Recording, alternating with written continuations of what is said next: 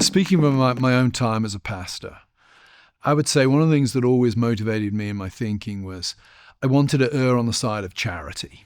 In any moral question that was going on, I wanted to be as charitable as I could because I did not want to be in the game of hurting somebody without good reason. And I always felt if you come down too harsh and somebody's damaged, I'm going to feel real bad. So I suspect in many cases, charity is kicking in. The problem is, I think, and it's the problem we all face all the time, that emotions can ultimately overwhelm clear thinking. And particularly when you're motivated by charity, you can be vulnerable to that. It's one reason why I've known a number of Christian friends who are rock solid on issues of sexuality, change their mind when they have a son or a daughter come out. And I don't agree with why they've changed their mind, but I understand the context in which it's taken place, that they're being torn in two by this. So I think with pastors, often it's, for some it may be fear of man.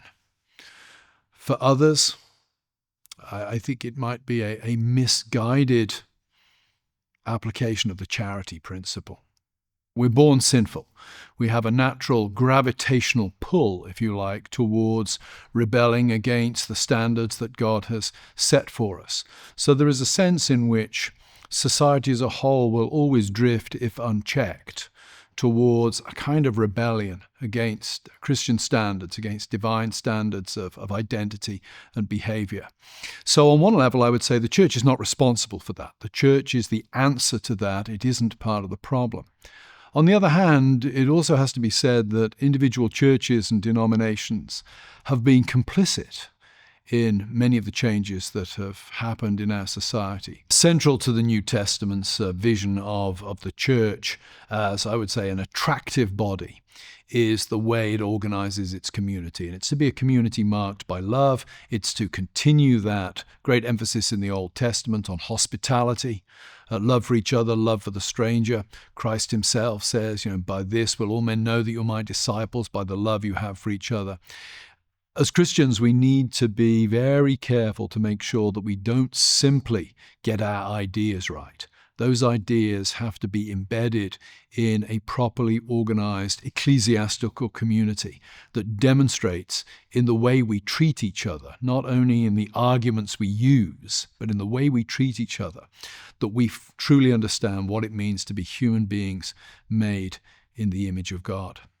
When we think of how we might provide an answer to the world at this point, I think there are two dimensions to that. One, we need to truly grasp Paul's teaching about the church in the New Testament, where he will use new creation language about Christians and new creation language about the church. The church is the inbreaking, we might say, of heaven on earth.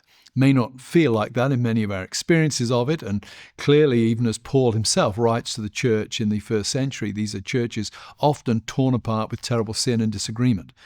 But it doesn't stop him talking about the church as new creation. So I think as Christians, when we think about, how do we present to the world what the world should be, the church has to be the starting place. We are to embody that in our life as a corporate body, as the church. The second side of this, though, I'm very influenced by and grateful to St. Augustine, who in his great work, The City of God, he's talking about the relationship really of the city of man and the city of God, and how the two are intertwined in many ways, at least historically. As Christians, yes, we are exiles and sojourners on the face of the earth. We're not members of the city of man. We are citizens of the city of God, but we live geographically and temporally in exile in the city of man. And in book 19 of that work, Augustine talks about, he takes the passage from Jeremiah, where Jeremiah is talking to the people of Israel and saying, you're going to go into exile. And the Lord says to the people through Jeremiah, don't seek out alliances with Egypt. Don't try and avoid this. It's going to happen. And when you get into the city of exile, this is what you're going to do. You're going to plant vineyards. You're going to cultivate gardens. You're going to be good workmen in this city in which you're in exile because, he says, in the welfare of the city, you will find your welfare. Now, when we think about Christian activism today, I would suggest this, that many of us share what I would call earthly loves, along with our non-Christian neighbours. Many people have a vested interest in streets that are safe for men, women and children to walk at night.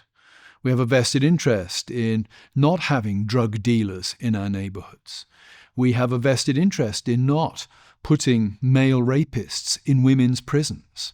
There are a whole heap of things that my non-Christian neighbours and I can agree on. And I think that there is ground that we can build on there. It's what I call, borrowing from the Catholic philosopher Jacques Maritain, I call it, we need a new humanism. We don't all believe that human beings are made in the image of God, but we have intuitions. All of us have intuitions that are actually grounded in that reality. And I think we should be able to capitalize on those as Christians as we move forward. Anybody who's been watching the news over the last few years will know that some of the most significant protests against LGBTQ stuff in public schools being led by Muslims. I have Muslim friends. I'm not a Muslim. I theologically disagree with them on pretty much everything. But I'm very happy to stand shoulder to shoulder with them when they're wanting to oppose dehumanizing teachings and practices within our culture. You need a little fee in your life. You need a little me in your life. I want to see the sea in your eyes. You need to be free.